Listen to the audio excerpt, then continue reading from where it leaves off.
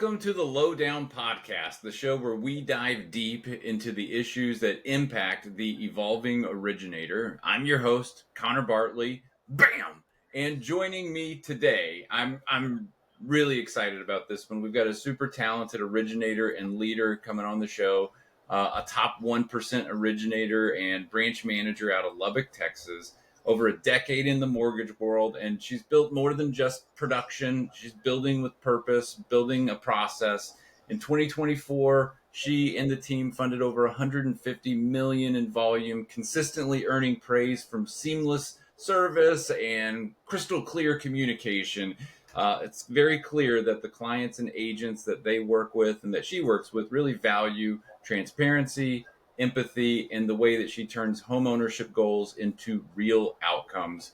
A devoted Texas Tech fan, get your guns up, and a proud mom of one and dog mom of three. She balances the demands of production and leadership with genuine care for families, her team, and for the community she serves. Ashley Laycock, welcome to the Lowdown. Yeah, thank you. Super excited to be here. Thank you for having me. Absolutely. It's a pleasure to have you. I'm really excited to have this conversation because we've known each other for a little bit of time, and just, watching a journey unfold is always really rewarding for me to see what people do and the growth that they have. And it's been really fun to see not just your own personal journey, but the team too, and how it's expanded and how people on the team are growing. And so it's really cool to see everything that you've got going on. And, you know, the audience that listens to this podcast are evolving originators, people that have figured some things out about how to, they've mastered the basics, but they're ready for that next step. And so you've clearly taken a couple of next steps, and so hopefully today we can unpack some of that. But before we really dive into it, if you don't mind, just share a little bit about how you got into the business and what your mortgage journey has been. Sure. So I've had a really unconventional start. I will also say, when in the intro you said over a decade in the industry, man, that made me feel old. It does not feel like that long, but it has been. It's been 11 years.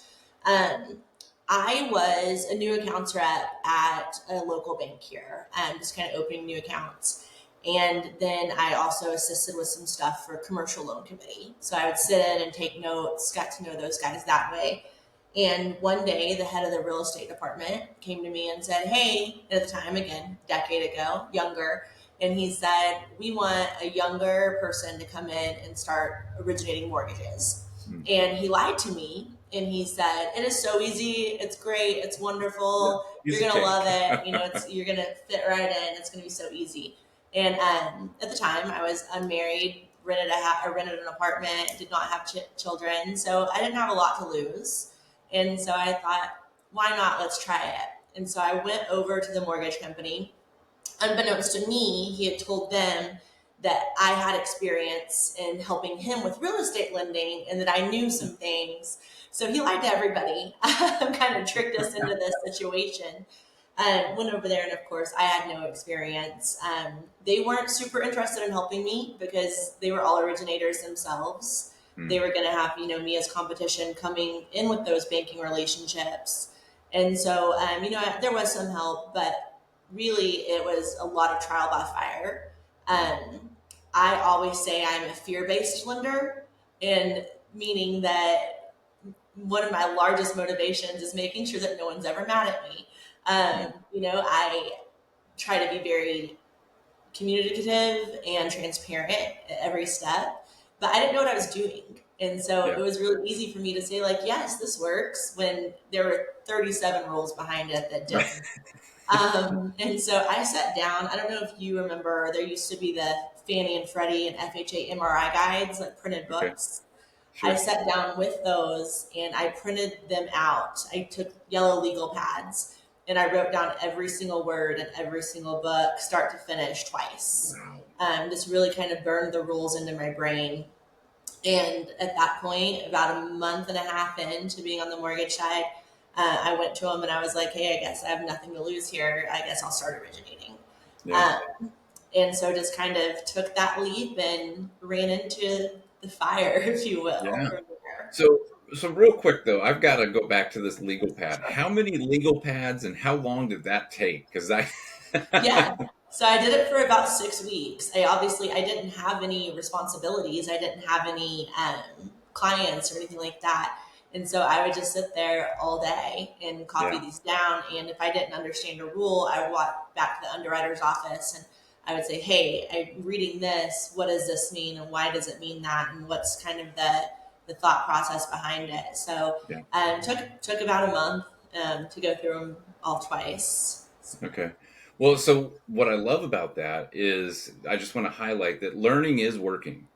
And I think a lot of times, especially in any kind of sales role, we get so caught up in going out to hunt and going out to get the next sale, the loan, the recruit, whatever it is, right? Um, and sometimes we need to slow down and say, all right, I need to learn a little bit before I go do all this stuff, or not gonna be as effective. So I love that you did that. It was a memory for sure. I bet. I'm sure you didn't love it at the time, but Yeah, and I still messed up a lot. I was like, oh yeah, forgot that rule. So right, right. it's Well, all and so one of the things that's really stood out to me, and just to fast forward the journey a little bit, but from my seat and talking with originators all over the country, a transition that I see a lot of people struggle with is going from a bank environment into an IMB and kind of leaving the referrals of the bank, and does that business travel, and a lot of people struggle with it, and you seem to have done a really good job with it. So can you help us talk through that transition and how that sure. worked for you? Yep. So in 2018, I left the bank that I had started originating at and transitioned over to a credit union. Hmm. Both of them have big reputations in our community. Both of them are very well known in our community. Um, Obviously, moving from the bank to the credit union, there was a little bit of fear. And I love everybody I've ever worked with. I really do. Sure. But I think it's actual belief that most places hold like that is they hold this belief of, well, you only have this business because of us. Right. And when I left the first bank, there were definitely conversations had where it was like, you don't understand, your business is built on the referrals you get from, our commercial guys or this side. Right. You're going to fail if you go. And it wasn't said like you're going to fail. It was honestly, it was said with a little bit of concern, be it for me or for them. Um, I just decided I need to take this step, and I did. And my business grew massively in that transition. And then when Sure. I got ready to leave and open my own place, it was, this is a really big recognizable brand in our community. Without that logo behind me, is this still going to be the same thing? Right. And that fear lasted for probably about a week. The applications were still immediately coming in from the Yeah. day we opened the doors here. And I had a conversation with a realtor friend of mine, and I told him, I was like, it was terrifying. I didn't know if it was me and the LOs that came with, or if it was the brand. I didn't know. And there was no way to know without, jumping into that. Yeah. And he said, that's crazy to me that you would think that it's always you guys. It's never been the brand. Yeah. So I think that people really need to give themselves a little bit more credit. When I was trying to decide if I should make the jump or not, I'm very big on lists. My desk is covered in sticky notes and lists, and I had a pros and cons list going. And Mm. it got to where the only thing on the con list was, what if I fail? And Mm. if I had been able to overcome that fear a little bit earlier, I would have had another year, under my Yeah. belt running my own company versus, Right. running somebody else's. Yeah. And now you can take that sticky note and just cross it out, right? Yeah, 'Cause yeah, that sticky note with the shred bin. We're good. yeah, that's awesome. So now you've been in this role for a couple of years, and I think you point out a great point there with you are the brand, you are the logo. I mean, and it's important to emphasize though that you have probably built really great relationships, And I can remember a conversation that you and I had years ago where, I was asking you like, how did that work out? And I don't know if you remember this. It's okay if you don't, but but I remember you saying, it's a hyper local area. People really, it's important about who they work with, and making sure that the company that you do go to can back up your reputation and really back you up well, because if it doesn't, that's going to put things at risk. So, talk about that a little bit, just the importance of having that support in making a change, and also at the level of production you're at, if you don't mind kind of sharing a little bit of how the team has evolved for your personal support. Sure. Yeah. So I've definitely had to transition a lot from being just a lender at a company, not just, but being a lender at a company, to transitioning to a branch manager with a team of LOs. In Hmm. that, when I was a lender by myself, I was only concerned with my volume and my support. And, that's what I fought for. And so, at the height of COVID era, those rates, everything like that, I had three assistants and one processor that were dedicated to me, and we ran our team, in the way that was best structured to support my personal volume.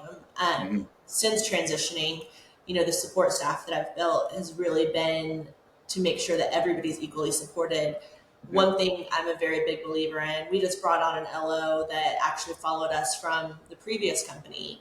And there he was kind of told, well, you have to hit this certain level of volume before you can have an assistant. Mm. Um, and I don't know how anybody expects anybody to hit a certain level of volume without support. And so we've really focused on making sure that everybody on our team is supported. It's not just about my production any longer. It's about making sure that the entire team is able to transition easily. One Yeah. thing I like about our setup now is that we have pretty much complete autonomy. We get to, make the decisions on what our process looks like, what our workflow looks like. We can pivot quickly if we need to make a change to our system. It's not, well, let's take it to this committee and have this meeting and look at this, Yeah. different metrics. It's very like, hey guys, I think this would work better. Let's start trying this. Right. So So when did you have that moment of clarity where you realized that's what you needed to start really, um, leveling up? Because I'm a believer that there's a crossroads that originators reach where they have the choice of leveling off or leveling up. And sure. there's no shame in either decision, right? I respect it either way, but I think there's a moment where you do sort of reach that. I need an assistant. I need some support because I'm at capacity. I'm doing the jobs of multiple other people just to keep up with everything. And so either I need to pull back and just do what I can handle, or I need to get more of that. So what was that moment for you? So for me, I would say that I've had an assistant since I started. Okay. It's been, I mean, I can't, maybe in the first month or two, I didn't have an assistant, but my volume picked up really quickly from as soon as I stepped into the industry, just due to Yeah. relationships. Yeah. So I've always had an assistant. Now, I'm a very big believer in work life balance. Not always for myself. I'm not great at that, but I'm Sure. really focused always on making sure my team has a work life balance, just because burnout's so real. Right. And when I started adding support staff members to the team, I really just kind of watch and, kind of watch the profile levels, things like that. And I'm never going to hesitate. I'm not trying to squeeze that extra dollar out of the company and, make this much more on the back end if it's going to burn out my team. I would always rather bring in that extra person if and when needed. Yeah. Um, Obviously, if it's a busy season and we don't know kind of what the market's going to look like in the next 6 months, I'm not trying to bring somebody on that we may have to eventually let go of. Like, we're trying to Sure. really work hard to find that balance. But when we see consistent growth, I always like to start considering to add before we get to the point of we're on fire, we can't keep up. Yeah. I love that. I mean, it's like expanding the road, right? It always drives me crazy when I see they're building new um, subdivisions or new, like near me, they're putting in an HEB grocery store. Very excited, but it's on a 2-lane road. So I know as soon as that thing is open, traffic is going to suck. No one's going to want to go there. And so it's like when you can see that growth is happening, it's time to expand. It's time to put the infrastructure in before it happens so that it can happen and not hit these like, really frustrating moments. So I love that you have that foresight. And it shows like the growth that is happening there with your team is really phenomenal. So My team hats off. gets like they would all roll their eyes at me if they heard me say any one of these things, but I have like so many just like almost analogies that I've just got ingrained into my business that I've always tried to live by. And one of them is always I'm going to build out before I build up. Because if I Okay. try to build a skyscraper without a solid foundation, I'm going to have a major disaster in my hand. But if you can Yeah. build out, build a solid foundation, that's going to allow you to build up slowly, steadily, and in the right way. Yeah. So where did that philosophy come from? Did you learn that Not somewhere? one clue. It's just always been kind of the way I focused on it. I think I've seen, especially in our community, we've seen several companies come in, go hard, become the market leader, and then flame out. Yeah. That's really, just you always want to try to learn from people that have gone before you. Sure. And that's really something that we're really focused on. We're not focused on being the market leader. We're not focused on, just being known as the number one company. We're focused on if people think about us, they think, man, I like working with them. They do a really good job. Yeah. Um, and I think that that is the best way to build a foundation. That's great. So what advice could you give someone who is really just trying from a process standpoint? Let's just say the experience with an agent. Because it sounds like that's clearly something you guys are very focused on and something that you've really built your entire, business on. Um, what advice would you give someone who is kind of nearing that threshold of growth on how they could enhance the experience that they provide to their customer, to their referral partners, things like that? Sure. Yeah. I would just say like everybody's so focused on, what can I do for a closing gift? What can I do for my CRM? What can I do for X, Y, and Z? And you're going to get a lot of advice out there like that. And I'm not the best at that. I'm honestly just not. What I would say, and this is a conversation I had with the top producer that I've brought on, I told him a long time ago, I was like, hey, before you go out and you build this massive business, make sure that you're comfortable with your processes, with your support, because if not, it's going to ruin your life. Yeah.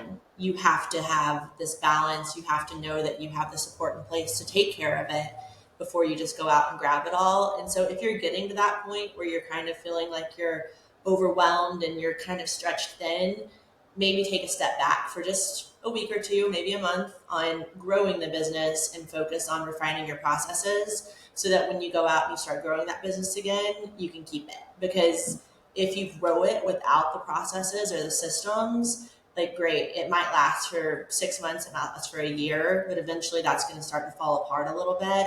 because either A, you can't sustain it because you're burnt out, or B, those realtors start to see the cracks. You start to miss closing dates by a day or two. You start to approve files that maybe you shouldn't have because you're too frenzied when you looked at it.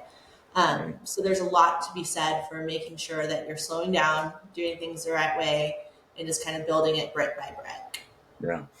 Well, so as we sort of kind of wrap up here, Ashley, I'm curious, is there anything right now that you're working on from a skill standpoint or anything, for the future? Like what are you looking at for the future of your business? Yeah, absolutely. So I'm kind of on the other side of what I just spoke about, in that, obviously I had spent time building my personal foundations and my personal business. And then when we transitioned to this model, spent time building the team foundations and the team business and the team kind of processes. And now I'm getting to a point where I feel like that's all pretty solid and pretty in place. And it's been a few years since I've actively gone out and prospected and tried to go Yeah. after business and that kind of thing. So I'm excited as we kind of move out of the selling season and into more of the slower fall months. I'm excited to kind of start sharpening that tool set again and Yeah. getting back out there in front of people and trying to build some new relationships that I haven't done in a couple of years. That's great. Yeah. So what do you, sorry, I'm gonna throw in one more question here, but, cause I've I don't know been why I get really so like, nervous every time. I'm like, what's he gonna what's say? he gonna say? Well, it's because this is something that I've been really focused on lately, and I feel just as I'm looking into some of the data and trying to educate myself, I've seen some stats that like the average agent works with 17 different lenders. And this is all going to be different in different markets because I don't even know if Lubbock has 17 different lenders, We but do. We have over you 30. do, okay.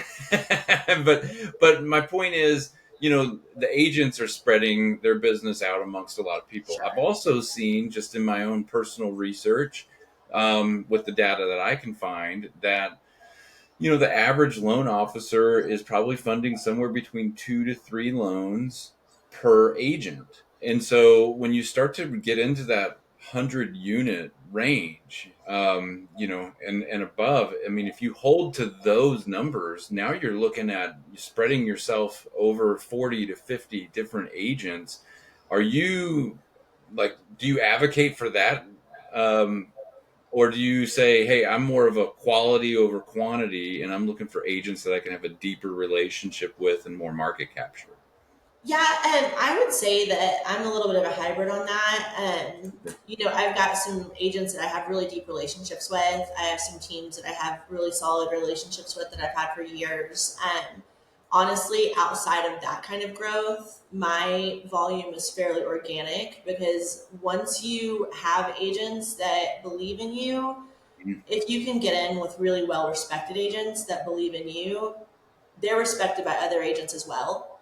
Yeah. And what happens with me a lot is I'll get a call from an agent that says, hey, so and so asked me to call you or told me to call you. I've got this really hard deal. Like, do you mind looking at it? And then Hmm. organically, you just kind of start to pick that agent's business up as well. Yeah. I'm definitely not out there trying to take 30 different agents to coffee or lunch or Right. anything like that. And definitely very appreciative of any business I get, but a lot of it's just organic growth Hmm. through word of mouth. Because I mean, agents trust each other, they know each other, they have lenders coming to them all the time telling them why they should give you business. But when you've got the number one agent in your brokerage telling you, this is who I use, this is who you should use, a lot of Right. times you're just going to get that growth organically. Yeah. Well, and you've made a comment once before in the past that I loved, which was you made sure to know your competition really well so that if you couldn't do it, you knew Yeah. who could. And you could be the person that was relied on just for the first call in every situation because they would know that you would know where to go with it if you couldn't do it. So I thought that was a great call. Yeah, I Is that think still? that's so important to build trust. Like, Yeah. there's a bank in town that does HELOCs really, really well. Yeah. And I have a HELOC. It's not as good as theirs. So when Yeah. someone calls me and says, hey, I've got something that needs a HELOC, I'm like, hey, let's give these people a call first. And then if it doesn't work, circle back and we'll figure it out. But they're going to beat me on rate and pricing on this particular product. Yeah. And it shows them that, if I'm not confident that I'm giving them the best deal or that, I'm the best part or person for their buyer, that I'll get them to who is. And that way, whenever I do move forward with their buyers, they trust that I'm, giving them a Yeah. great opportunity. Well, I just thought that was such like a high level loan officer mindset, like abundance mindset. Really, just I thought that was kind of next level thinking, and so that's why I wanted to call it out. So, but Yeah. but anyway, well, hey, I just want to say thank you for joining me today on this. I think you shared just some awesome stuff for anyone who is listening, and it's been great having the opportunity to talk with you. And just real quick, anything else you want to share, parting words or anything like that? Gosh, definitely not prepared for that question. That's broad. Sorry, No, I would say that, obviously it's been a hard few years for everybody and it's a hard market. But if it's something you're passionate about, I always tell my team, this is something that either gets in your blood or it doesn't.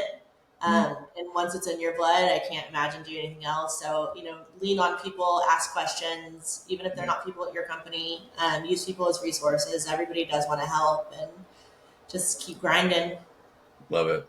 Awesome. Well, Ashley, thanks for joining the lowdown today. Wish you nothing but the best of luck, and I appreciate you being here. Yeah, thanks, Connor. Appreciate you. You bet.